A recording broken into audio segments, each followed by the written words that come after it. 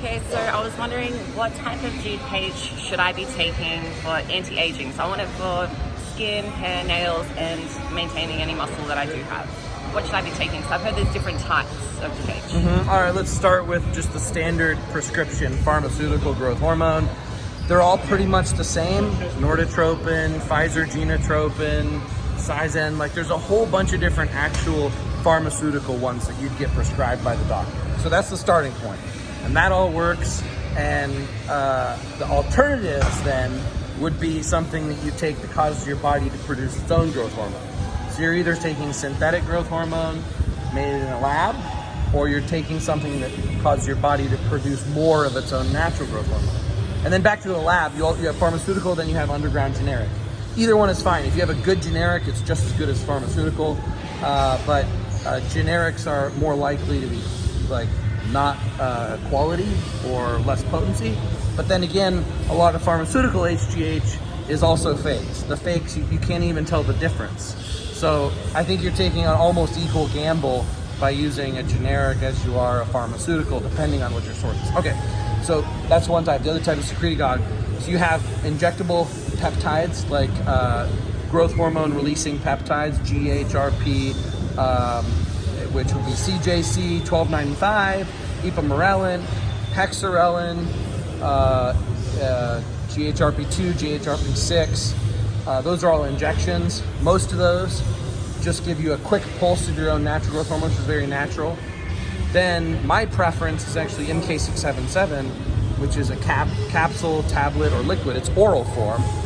And the benefit is that that's like injecting growth hormone throughout the day, all day, because it causes a trickle effect. When you inject a pharmaceutical growth hormone, it's lasting in your body, let's say 5 hours, roughly, generally speaking. When you're injecting a growth hormone releasing peptide, usually, there's exceptions, there's some longer acting, but usually it's lasting like 30 minutes. It's a quick burst pulse, which is okay, which has a lot of benefits, but I prefer to use MK677, which you take one pill and it lasts all day long, and then just kind of cycle that.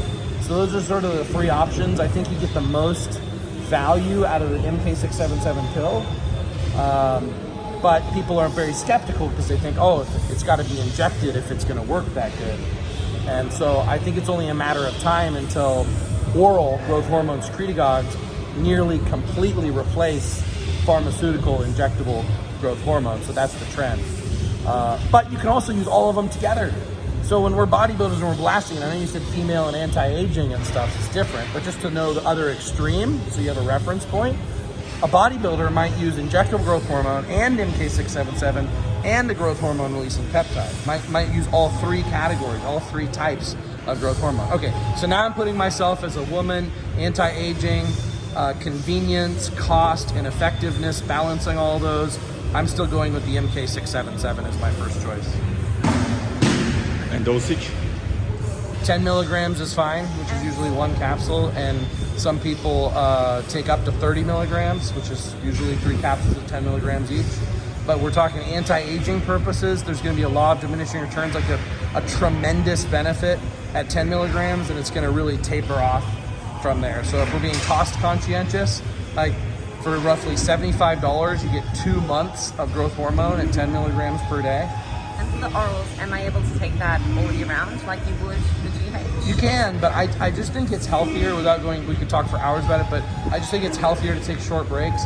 So if I'm a woman, I'm thinking anti-aging, I'm probably thinking like 10 milligrams a day, 5 consecutive days a week, and 2 days off.